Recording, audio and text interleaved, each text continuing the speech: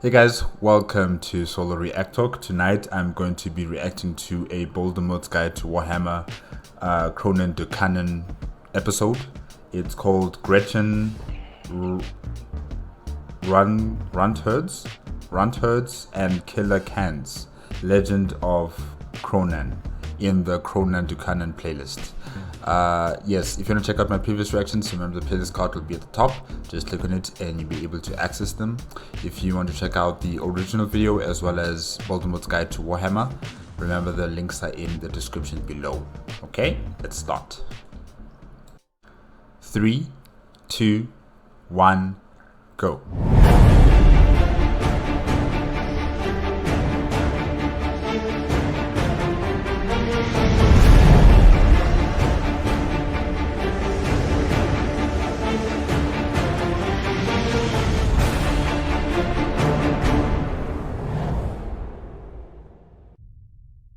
Grots, Runtherdzz, and Killer KANZ.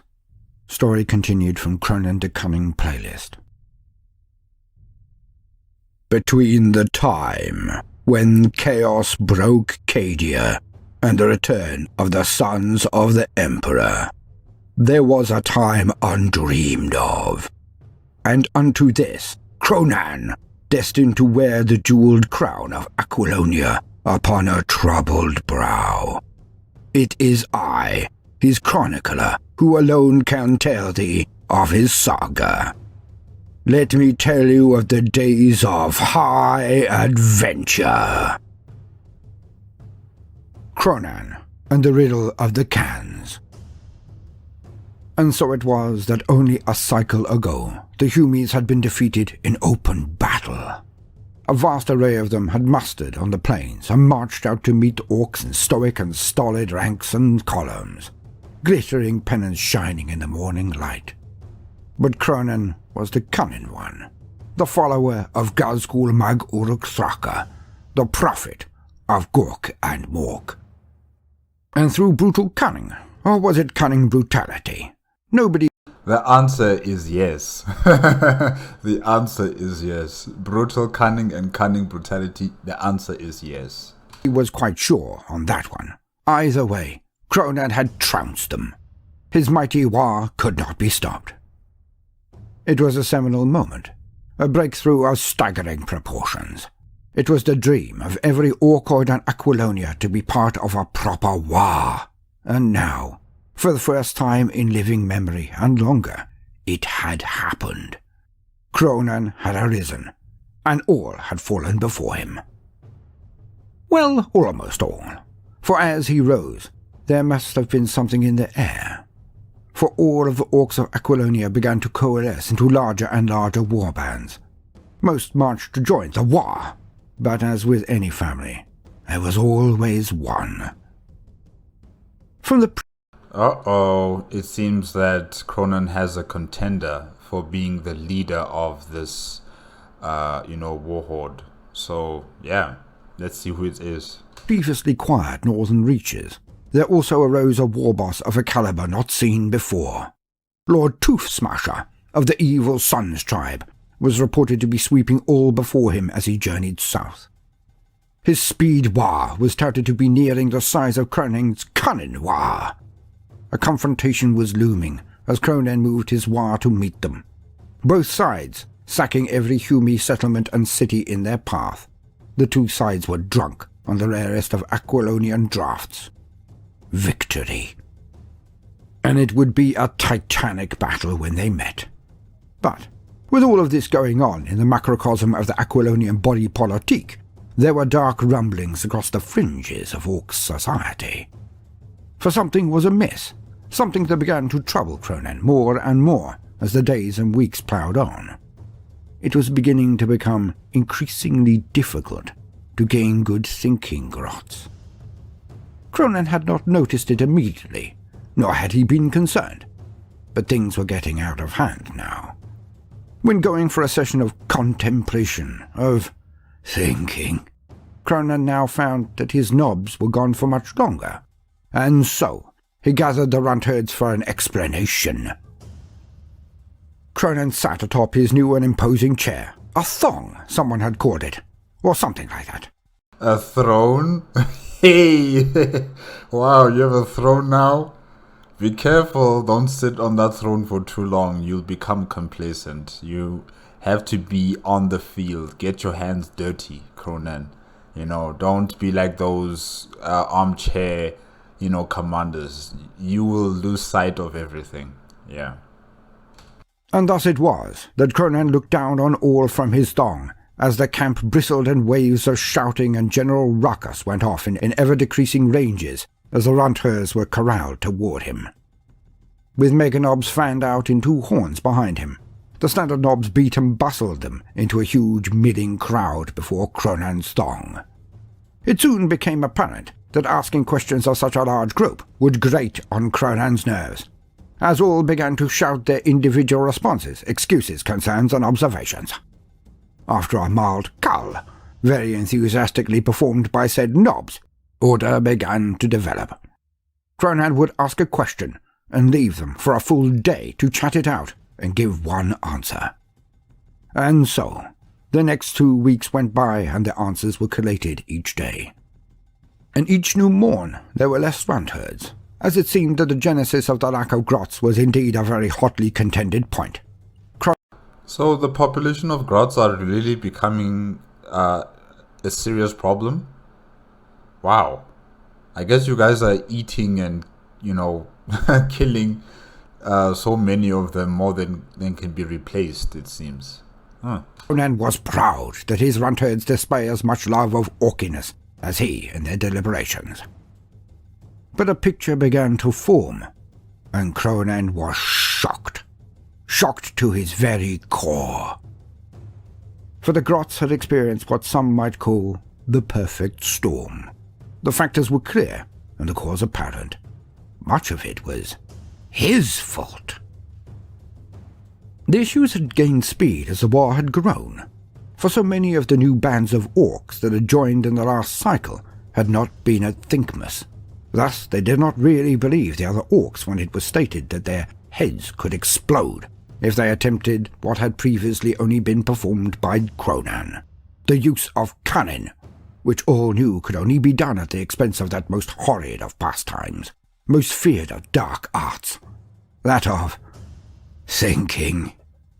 And so many of the more get-up-and-go, more aspirational war bosses under Kronan had deemed that if he was big boss due to his cunning, then the only way to ever compete would be to engage in this process too. So it was that many a standard grot had been repurposed as a thinking grot.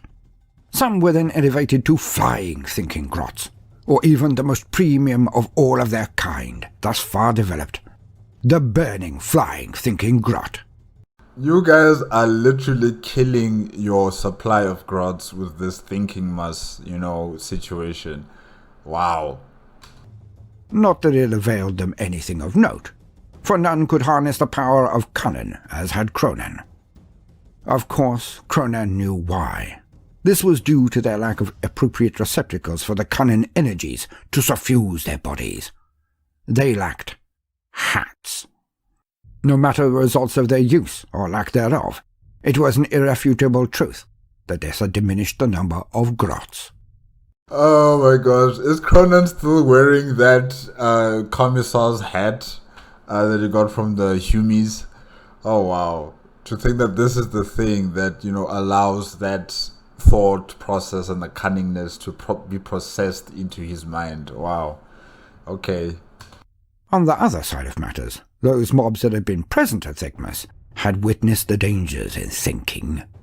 The popping of so many knob heads had been all the lesson many needed, and it turned out that a small but growing number of his war had started to push grots away from them, and were intensely brutal, as they should be, for this is the orky thing to be, of course, in these warnings. Many sections of the camp had circles of dead grots around their perimeter, usually just before a sign stating, "No think zone." It seemed that the dangers of thinking had been taken on board. More than this, many orks had decided that the close proximity of grots might elicit spontaneous and uncontrollable instances of thinking, and thus no think zones dotted the camp. While one or more of the dead grots' encirclement got a bit pongy, they would be replaced forthwith. Hence, the massacre of the Grots continued. The next issue had been the newfound hobby raging through the Runtherds and others, that of origami. Again, taking a leaf out of the war boss's own book. Not that anyone would have put it that way, because they did not know what a book was, nor would they be able to use it if they did. Well, apart from as toilet paper, of course. But then, orcs are not especially known for their hygiene, so the concept of wiping, let alone having something soft to do so with, was lost on them. Baldermort, no, please, no. So a book would have literally no use to except as a subpar projectile or a subpar repast. But I digress. Back to origami. The art of folding grots, as pioneered by Kronan himself, had become an overnight success. It began with the construction of thinking grots for the Thinkmas festivals, the Runtherds all taking a class from Kronan himself on the suitability of the grot to be used, the ways in which the most secure folding should be done to retain the structure, the very art that they had produced. You know, the lives of a grot, truly, it has to be one of the worst in the galaxy. Yeah, truly just terrible what happens to these guys. Terrible. Many trends had already come and gone, only to be replaced by the newest hotness. The hands up the butt trend was surpassed by the 2 hands and a foot up the butt, which had fallen before the allure of the both hands and feet up the butt position, which had been practically risible in the face of the full circle fold, which was surprisingly difficult to get right without the grot splitting, which of course was seen as utterly incompetent on the behalf of the Runterd performing. But the full circle fold, which was particularly noted for both hands and feet and head being folded into the butt of the grot, was then replaced by the natural progression to multiple grots being used in the one display. Ah, my God. Some preferred to finish their works with a coating of liquid metal, but found that this somehow changed the shape of the origami. Others prefer their work to be temporary, accepting the march of the ages and its importance and permitting theirs to deteriorate over time as Gork and Mork intended. Otherwise, why would grots rot at all, if it was not their will? But in any case, the fad had used up a great deal of the grots in the war. As a side note, the art of origami never really took on. Alas, the Runtherds were usually beaten to a pulp if they attempted this natural progression from origami to origami, as most boys were sufficiently sizable to thrash a Runterd easily. Some bosses had indulged for a period in origami, but it just simply was not as satisfying as origami, and it was time-consuming. Many a boss decided that if the Runtherds had time for origami, then they surely were not being orky enough, and many clans roundly thrashed them as a result. But Runtherds were an ancient and honoured group, for as weak and pathetic as the Grots were, it was a rare orky camp that could not exist for long, or be as strong as a tribe without a surfeit of them. Odd, Kronan had to admit, but it was one of those things. Inscrutable, ephemeral, the need for Grots. Again, as Kronan was indeed the very first orc to perform origami, it was hard to not see this as somehow his fault.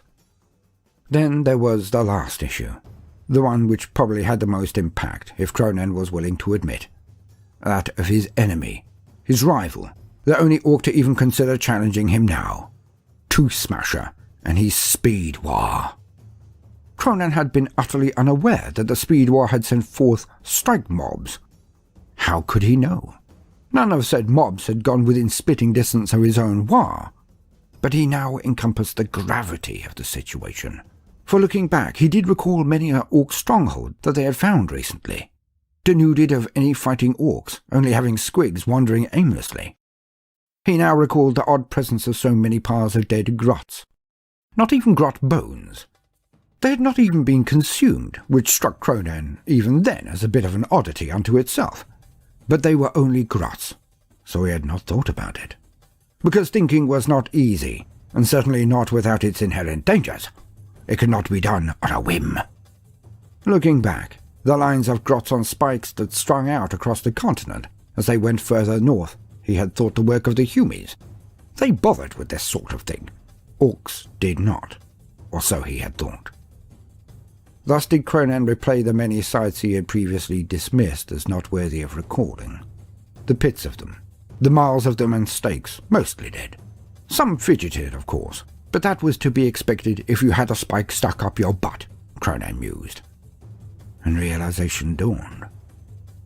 So, Tooth Smasher had been targeting Grots, had been exterminating them on purpose.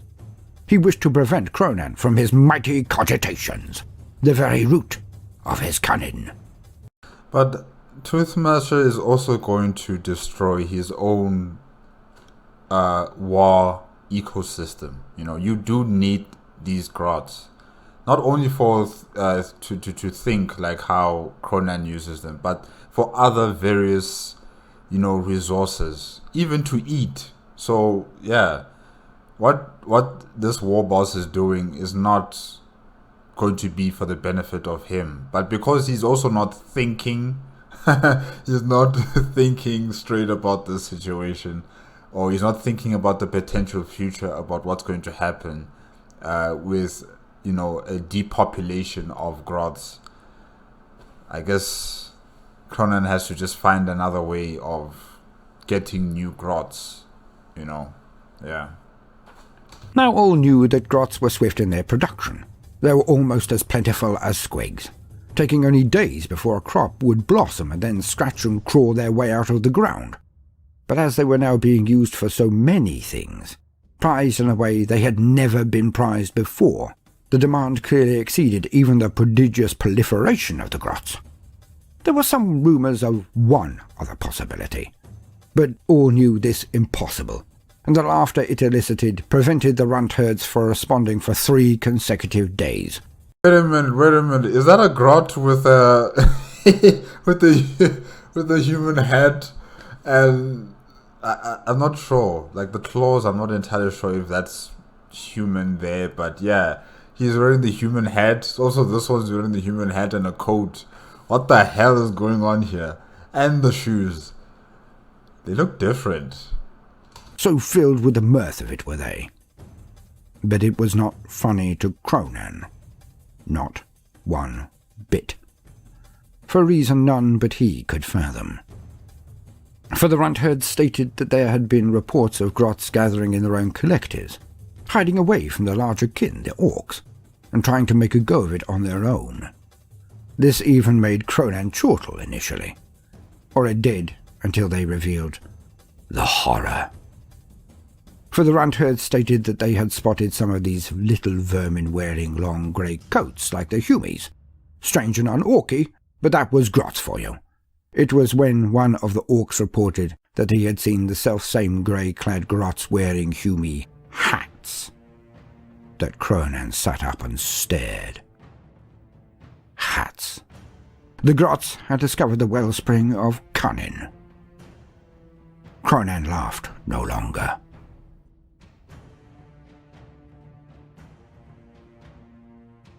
Welcome, gentle listener. I am Baldermort, your faithful servant, and I wish to introduce you to the forces, factions, and units of the Warhammer 40k universe, the grim darkness of the far future, where there is no time for peace, there is only time for war. And today, we take a light-hearted look at a few topics that I consider to be nicely interrelated. Gretchin, that's Grots to us Orkies, Runtherds, and killer KANZ. Introductions all, and only really concentrating on the units, but for more details on their genesis and nature, please see my secret history of the orks and Krork. We will be interspersing lore amidst the tales, as is my wont to do. And so, as usual, for the very basics, let us lean on existing wisdom. To quote, Gretchin and Runtherds. As the downtrodden underclass of greenskin society, Gretchin, or Grots, get herded into battle whether they wish to be there or not. Though far from natural warriors, they're at least passable shots, and can prove surprisingly dangerous in large numbers. Coupled with their vicious streak, this makes Gretchin mobs more of an asset than they might first appear. Gretchin. Gretchin mobs make up for their shocking lack of quality with sheer quantity. The natural cowardice and feeble-limbed incompetence of the Gretchin subspecies does not predispose them to the arts of war, and a typical Grot would prefer to have his head buried in a spore hole than to actually participate in a proper battle. There do exist Gretchin with little more backbone though, and when emboldened by the possession of a gun of their own, these diminutive greenskins can be enlisted with promises of plunder, or when that fails, threats of a beating. The short-range nature of the ramshackle weapons typically afforded to Gretchin mobs, rusted pistols, simple knives, and occasionally blunderbusses, encourages them to get back into the thick of the fight. Gretchin are actually pretty decent marksmen, and were the orks to allow them better firearms, they might even pose a credible threat to the Imperium. The sad reality, however, is that Grot mobs rarely win any glory on the battlefield, as they are used by the orks as a combination of cannon fodder, bullet shields, mine clearance devices, and living carpets. A mob of Gretchin is usually several dozen strong, the Grots bickering and shrieking as they scamper towards the foe. Some are savvy enough to recognize that there is no point in trying to defy their orc masters, acknowledging that their best chance of survival lies in showing willingness. These Grots are allowed to at least pick and choose where and who they fight on the battlefield. As for the rest of their kind, their reluctance to see frontline action is usually remedied by a swift boot up the backside from the nearest runt-herd. Runtherds. Runtherds are tough and leathery old odd boys with a strange predisposition towards the control and well-being of their tribe's Grots. Okay, so they're orcs. They're not, Gretchins or other Grots who herd Grots into battle. It's actually an orc. Alright. Far from seeing this as a chore, they relish their work, for theirs is an ancient and well-respected orc profession, with the added perk that a snack is never far away. Runtherds often cement their natural control over the lesser greenskins with a large spiked claw and a pole, affectionately known as a grabber stick. A deft runtherd can catch a fleeing Grot with the tool of his trade, and hurl the offending runt into a nearby minefield with one fluid motion.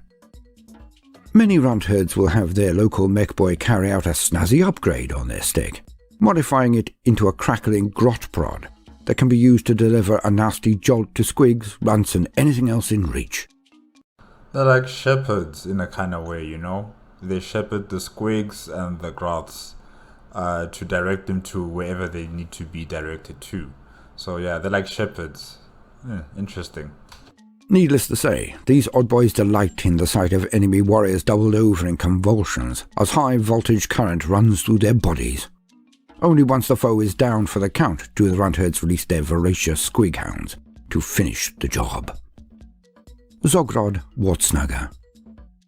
Zogrod Wartsnagger is one of the most infamous runtherds in recent history, and a ruthless freebooter possessed of a very specific, and frankly slightly weird, set of skills.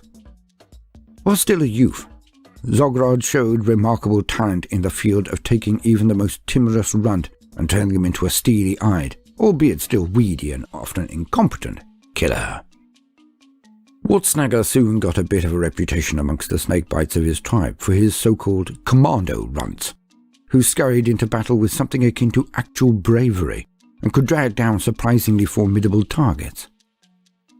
Zogrod's rise to prominence hit something of a snag when he became a bit too attached to his charges and started losing his temper when seeing other orcs wasting him. Zogrod finally flipped at the Battle of Gimli's Bunker and fired a particularly wasteful mech boy through the tunnel created by his own shock attack gun. He and his precious runts were banished from the tribe as punishment. Zogrod has wandered the space lanes ever since, hiring out his ferocious packs of commando runts to any war boss desperate or downright odd enough to pay. What do they pay in exactly? Scrap or gold or what? What exactly do they pay for the services? This is interesting. So he has his own mercenary operation. Yeah, that's cool. End quote.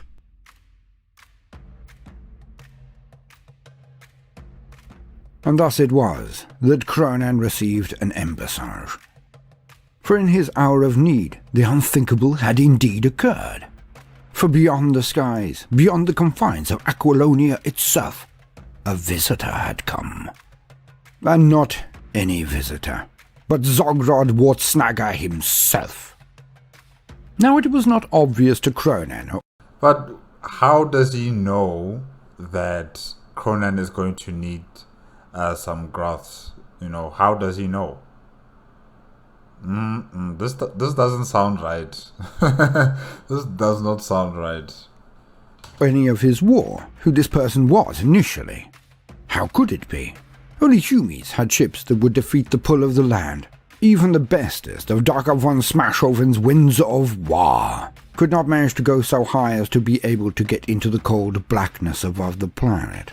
Well, not and live, anyways. So the delegation had to take its time in explaining the importance and history of the famous orc. He was a Grot trader, the best in all of the universe, they said. But more than this, he had an immediate solution for Kronan in the form of hundreds of thousands of his trained Grots. But with said trained storm Grots, he also had a plethora of spares. Grots like a river, the embassage stated. And all looked on in dumbfound silence. The shock of it. Could they really be a visitor from the other worlds of Orkidom? Was he a herald of the great prophet? What on Aquilonia was a plethora, and was it contagious? But the long and short of it was that the embassage, made up entirely of Grots as a sign of the power of this legendary Zogrod over them, wanted to arrange a meeting. And so, the moot was to be held in the one place that was the most sacred to the cunning War in all of Aquilonia. It would happen on the spot it all began. Kronan's very own Axis Mundi, his sanctum sanctorum, his stinking spot. Thus did Kronan come to the meeting alone, as suggested, with only Tiddles in tow. No, this is a trap. Alone? No, it's a trap. Tiddles, in high Gothic. He changed the name of his squig when he decapitated the prize felinoid pet of the governor of Zamantha Principality, because it was a lovely bit of muggins, shiny, big, bejeweled, the name tag. And thus Nutcruncher gave way to Tiddles. Tiddles the Terror, for he was about 6 foot tall, and had seemed to keep pace with Kronan as he developed. Speaking of which, Kronan had bulked up recently, and could simply not fit into his armour any longer. Again. The armour that had been stretched, reforged, and augmented thrice over the last cycle. His size was now prodigious in the extreme, even for a boss. And thus brand new armour was in the process of being constructed, with all of the best muggins, gubbins, and know-whats anyone could wish for. Kronan himself held back one piece of know-whats, but we shall discuss that later. So Kronan stood with Tiddles in his most natural state, for if one is to have no shiny armour, then one may as well look the part by showing off one's best traits, the unfettered visage of his powerful form, and the many, many scars that displayed his experience and accomplishment in combat. The quiet of the place was then shattered. No long procession of Grots appeared.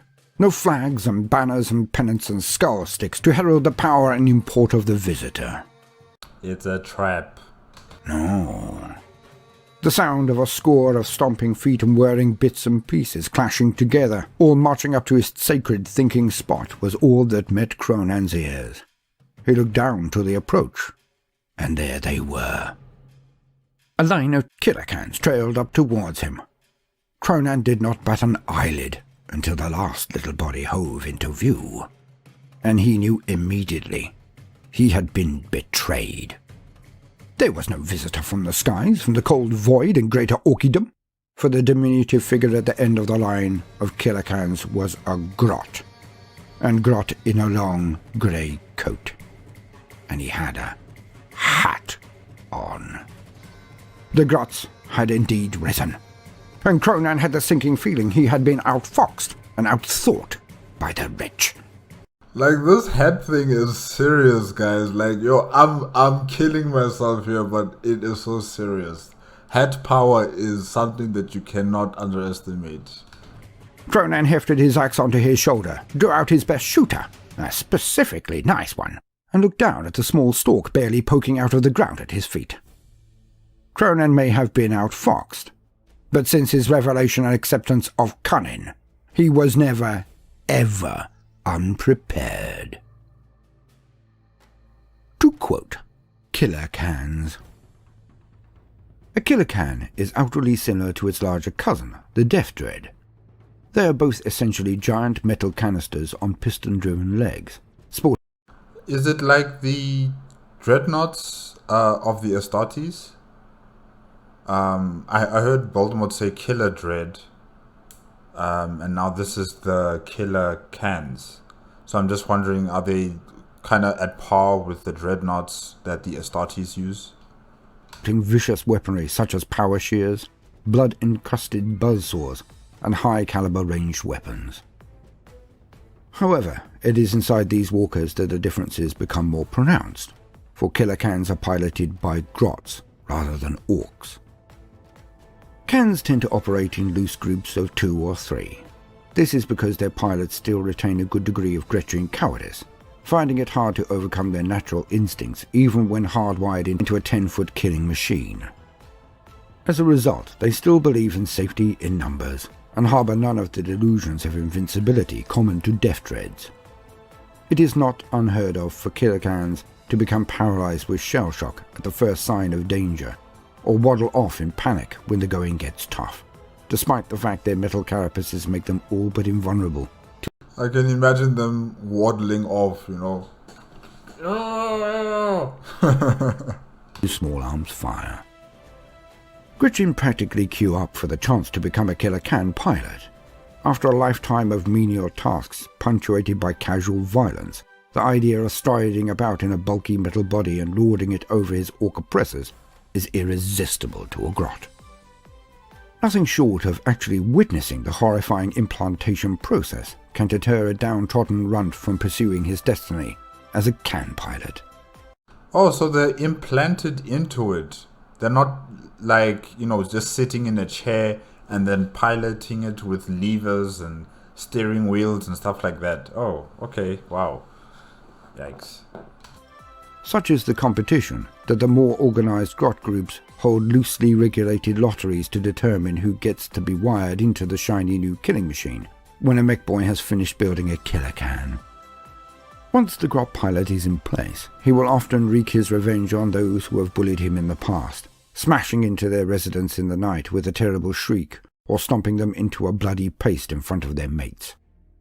The mechs and pain boys responsible for the Grot's upgrade look upon these spectacles with a kind of paternal pride before leading the rogue KAN back to its pen. There it will stand dormant amongst its metal-clad brethren, emitting the odd snore until it is time to march to battle. You think you're big, do ya? Think you're bigger than Bucket, you sogging git? Well, you're not. Not anymore. Now Bucket's the big one, and he's gonna stomp you good. Wah! Scrawny Bucket, killer KAN pilot. When that time comes, killer KANs can wreak a terrifying degree of havoc amongst the foe. Years of repression and misery find their expression in an explosively gory rampage as the KANs are set loose upon the enemy lines. They clank and waddle their way across no man's land. As they go, they let fly with an assortment of heavy weaponry that, thanks to the Grot's reasonable marksmanship skills, score more hits than misses. Rocket launchers send blunt-nosed projectiles roaring in to blow enemy vehicles apart in roiling fireballs and reduce fortifications to rubble. Scorchers spit out thick tongues of flame that engulf the foe and send them reeling away as living torches, much to the high-pitched glee of the KAN's pilots. Yet perhaps the most feared of all killer KAN armaments is the Grotzuka, essentially an enormous blunderbuss fed from a bulky hopper built into its breech. The Grotzuka is stuffed liberally with scavenged scrap metal, bits of masonry, nails, screws, bolts, bullets, broken tools, shards of glass, bewildered squigs, and, more often than not, the remnants of the loader's discarded lunch. Far from mid to close range, the Grotzuka fills the air with a whizzing cloud of lethal shrapnel that can reduce entire squads of infantry to a red mist in a heartbeat. Those killer KAN pilots who do not lose their nerve or get blown to scrap by the foe's guns typically charge their walkers into close combat with tiny metal screams of "Wah!" Once there, they cause every bit as much carnage as they did at range, going about their bloody work with a range of vicious industrial-looking tools attached to their long hydraulic limbs. Piston-driven claws shear through heavily armoured foes. Howling buzzsaws create showers of gore with each wide swing, and vicious drillers punch through vehicle hulls to destroy vital systems and bore through terrified crews.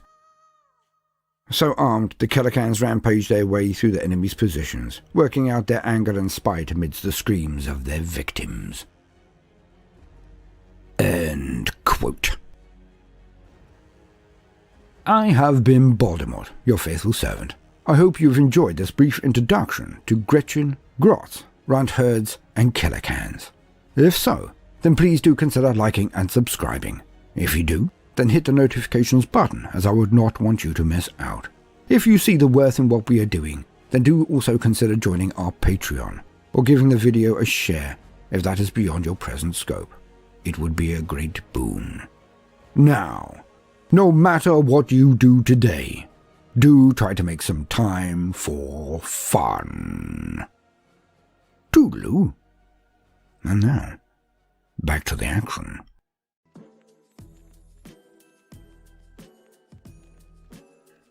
The KANZ, with their tiny grot drivers encased within, marched up toward the solitary figure.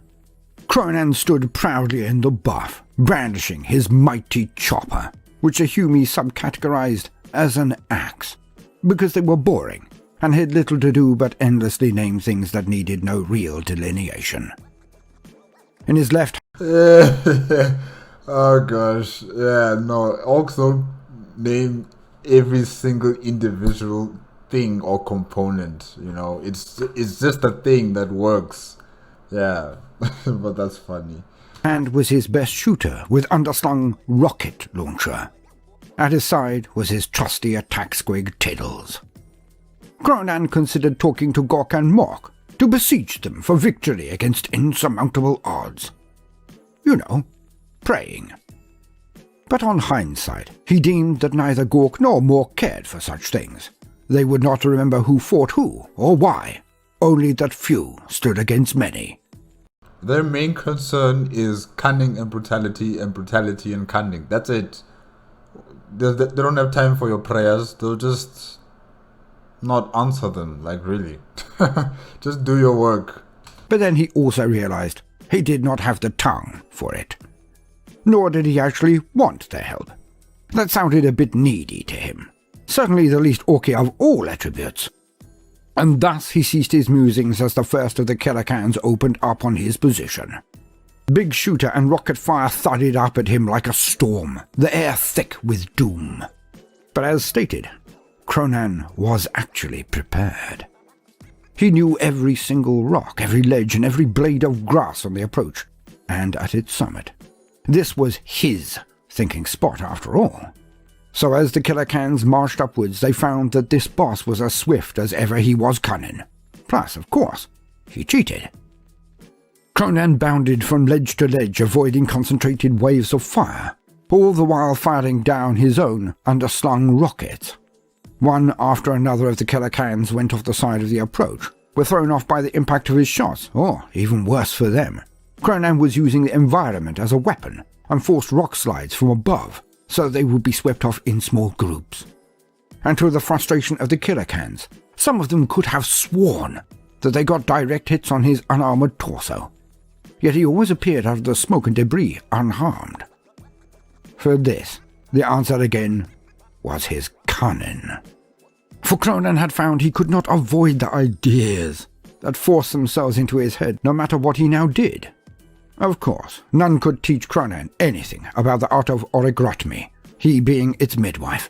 But while indulging in his one and only foray into origami, it struck Kronan how much could actually be packed into this seemingly redundant area of the body that was only hitherto used for the expulsion of digested matter.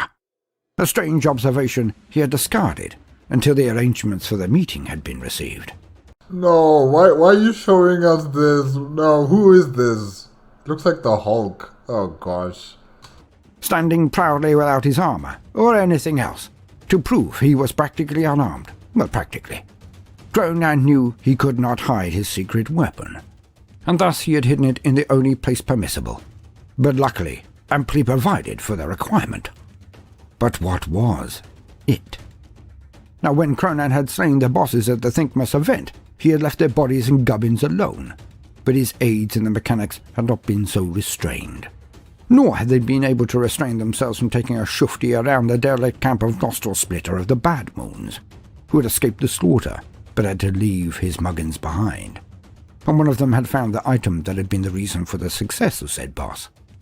A field generator. Small and seemingly dainty, Kronan had been concerned that an excessive clench of his mighty buttocks may shatter the thing entirely. Yet he knew that to go to the meeting without any protection at all would be rather daft. This is amazing.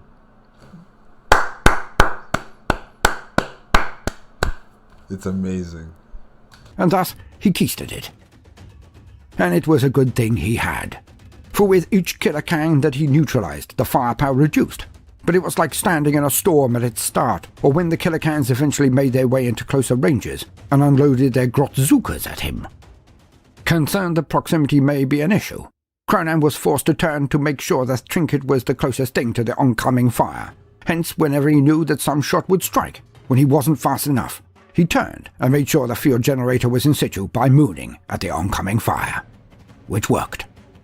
It could not hold out forever, but it did not need to.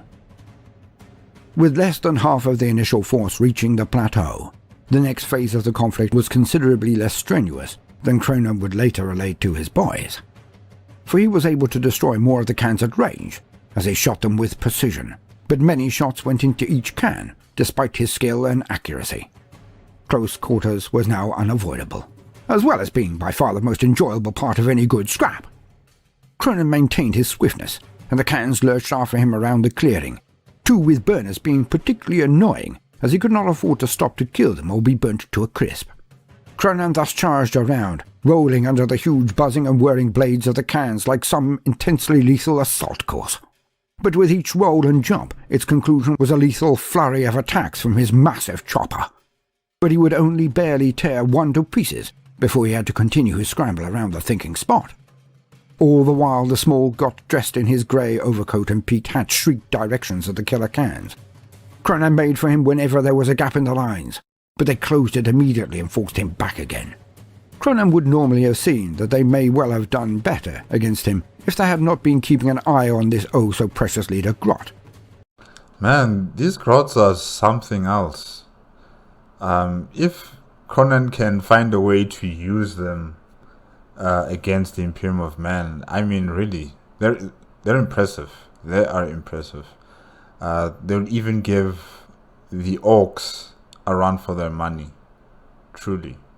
But at the present he was simply enjoying himself far too much to taint the experience with thinking. The killer cans were screaming and running at Kronan, who now circled the clearing, and they fell in behind him like a conga line. Wah! Forever just 2 paces behind. Up to this point, Kronan's pet attack squig, Tiddles, had decided that discretion was the better part of valor, and hide nor hair of him had been seen for some time. Tiddles then declared his presence, and his considerable loyalty to his master, by diving out of a small huddle in the rocks. With only 3 strides and a last pounce, Tiddles enveloped the leader Grot in his mighty jaws, and snaffled the whole lot in one gulp. With this, the cans all stopped, and watched the spectacle in despair. And in that instant, Kronan struck. He skidded to the small stalk that barely broke the surface of the soil. Luckily, he had always avoided this particular region of the thinking spot, so none of the cans had crushed that below, for Kronan now dug down into the ground like a corgi on PCP, but it was just fast enough. As the killer cans awoke from their shock and wailing and chased after Tiddles, Kronan excavated his second secret weapon, pulling the straw out of the mouth of the wide-eyed, emaciated and gibbering weird boy. Kronan did not hesitate even an instant, and pulled out the orc and lifted him up, draping his torso and legs in the crook of his right arm, pulling its neck hard with the left and pointing its head at the cans, stretching its neck out and cocking it. Kronan bellowed as all of the force of the Wa within him seemed to flow into the weird boy. He pointed the weird boy at the KANZ, and a wave of green energy cascaded from it into them. The KANZ were suffused with green energies as they were picked up and thrown from the cliff top. Chortling hard, Kronan threw the weird boy over his shoulder and accepted the bounding Tiddles into his arms. What a glorious day. Man, this guy is so cool. He is so cool. But then, it happened. As always. His joy was interrupted by his mind again. For Kronan knew there could only be one way this had all happened. His adversaries knew too much. There was a squealer. But who was it? A riddle, to be sure. Madnut Kronkelstein, his very own chief weird boy, whose psychic feet stomps were larger than any other. Git Squisher McMurder, the mostly cyber-orc war boss. Dakar von Smashhoven. Surely not. His winds of war kept him far too busy, and far too happy. The returned nostril splitter, perhaps. Or Grinner the Backstabber. No idea how he got that strange name. I mean, who stabs anyone anywhere but the face or the body? I'm thinking maybe it is him, because, you know, he has the name Backstabber. But they were like that. A strange bunch were the freebooters. A conundrum, to be sure, but one that Kronan had to crack. His life and his war now depended on it. To be continued in Kronan and the Riddle of Squeal.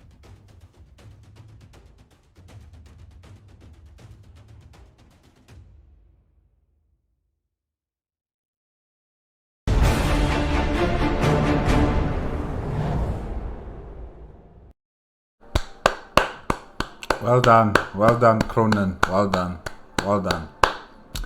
Guys, that was Gretchen Runtherdz's and KANZ Legend of Kronan by a Baldermorts Guide to Warhammer in the Kronan to Kanan playlist.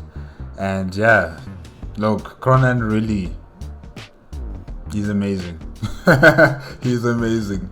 You know, the fact that he can hold that shield generator up his ass like that, the fact that he's been keeping a weird boy, you know, underground, and he pulled it out and he used the weird boy's powers to attack the killer KANZ, and the Grots, really, the ones with the hats and the capes, not the cape, but the coats. That was very concerning right there. The fact that, you know, these Grots are able to think to such a high degree, you know, to set a trap, to have all of these killer KANZ, to use them against Kronan. And yeah, if Kronan wasn't using his cunningness, he might not have survived, probably. He might not have survived. And then, of course, there's Tiddles the Terror. It's a kind of cute name, but for a very vicious, vicious creature. And yeah, we also got to know about the Gretchins. You know, give them sniper rifles and they can cause havoc. The Runtherdzs, I call them, yeah, they're like shepherds. Yeah, they're like shepherds. So yeah, they're kind of cool too. And then the killer KANZ, also very cool. Like dreadnought styled kind of mech suit that the Grots, you know, are placed inside, and they stay in there forever, right? They don't come out ever. They stay inside that contraption forever until they die. Wow. Yeah. So it was quite interesting to learn about the killer KANZ, most especially because, you know, I think there are something similar to what the Astartes have in terms of the dreadnoughts. I'm wondering whether they are the same height and, you know, they have the same types of devastating weapons. I think so, though, with the devastating weapons, just like with the Groth Zuka weapon. That was quite interesting to learn about. And yeah, guys, Kronan continues to win. Kronan continues to win, and he wins in the most unexpected ways. He's amazing. Well done. Guys, that's it for tonight with Baldermort's Guide to Warhammer. Remember, if you want to check out the original video as well as Baldermort's Guide to Warhammer's YouTube channel, the links are in the description below. If you like my reaction, please give me a like, comment and subscribe to my channel. Click on the notification bell if you want to be up to date with my latest videos. And I'll see you guys next week Thursday. Alright, good night.